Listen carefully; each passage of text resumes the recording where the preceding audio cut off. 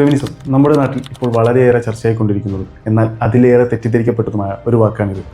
ചിലർക്കിത് പുരുഷന്മാരോടുള്ള വിരോധമാണ്, മറ്റു ചിലർക്കാകട്ടെ വസ്ത്രധാരണത്തിനുള്ള സ്വാതന്ത്ര്യ പ്രഖ്യാപനവും. എന്നാൽ എന്താണ് ശരിക്കും ഫെമിനിസം? സിമ്പിളായി പറഞ്ഞാൽ എല്ലാവർക്കും തുല്യമായ അവകാശങ്ങളും അവസരങ്ങളും സാമൂഹിക പദവിയും ഉറപ്പുവരുത്തുക എന്നതാണ് ഫെമിനിസം. ഇത് സ്ത്രീകൾ പുരുഷന്മാരെക്കാൾ മുകളിലാണെന്ന വാദമല്ല, മറിച്ച് ലിംഗത്തിൻ്റെ പേരിൽ ഒരാളെയും മാറ്റി നിർത്തപ്പെടരുത് എന്ന ചിന്തയാണ്.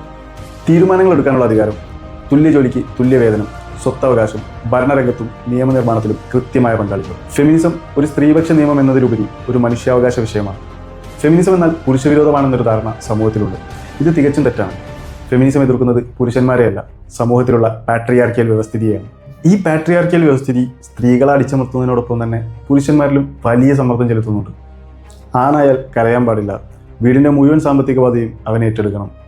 ആണാണെങ്കിൽ അവൻ ഇമോഷണലി ആൻഡ് ഫിസിക്കലി ഫിറ്റായിരിക്കണം, സ്ട്രോങ് ആയിരിക്കണം. ഇങ്ങനെയുള്ള സ്റ്റീരിയോ ടൈപ്പുകളെ തകർക്കാൻ ശ്രമിക്കുന്നതിലൂടെ ഫെമിനിസം സപ്പോർട്ട് ചെയ്യുന്നത് പുരുഷന്മാരെ കൂടിയാണ്.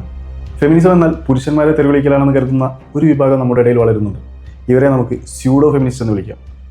യഥാർത്ഥ ഫെമിനിസ്റ്റുകൾ സ്ത്രീകളുടെ ചോയ്സിനെ ബഹുമാനിക്കും. അതിനെ അവർക്ക് വീട്ടമ്മയാകാനാണെങ്കിലും പൈലറ്റ് ആവാനാണെങ്കിലും തുല്യതയ്ക്ക് വേണ്ടി അവർ വാദിക്കും. എല്ലാ മനുഷ്യരോടും മാന്യമായി മാത്രമേ പെരുമാറൂ. എന്നാൽ ഫെമിനിസ്റ്റ് ചമയുന്നവർ ചെയ്യുന്നത് അവർക്ക് അനുകൂലമായ സാഹചര്യങ്ങളിൽ സമത്വം പറയുകയും അല്ലാത്തപ്പോൾ പഴയ ലിംഗപരമായ ആനുകൂല്യങ്ങൾ തേടുകയുമാണ്. ഇത് ഫെമിനിസം എന്ന വലിയ ആശയത്തിൻ്റെ ക്രെഡിബിലിറ്റിയെ പോലും സംശയമുനയിൽ കൊണ്ടുചെന്ന് നിർത്തുകയാണ്. നമ്മുടെ നാട്ടിൽ ഇപ്പോൾ സ്ത്രീകൾക്ക് എല്ലാ സ്വാതന്ത്ര്യവുമില്ലേ, പിന്നെ എന്തിനാ ഇപ്പോൾ ഫെമിനിസം പറയുന്നത് എന്ന് ചോദിക്കുന്നവരുണ്ട്. പക്ഷേ കണക്കുകൾ പറയുന്നത് മറ്റൊന്നാണ്.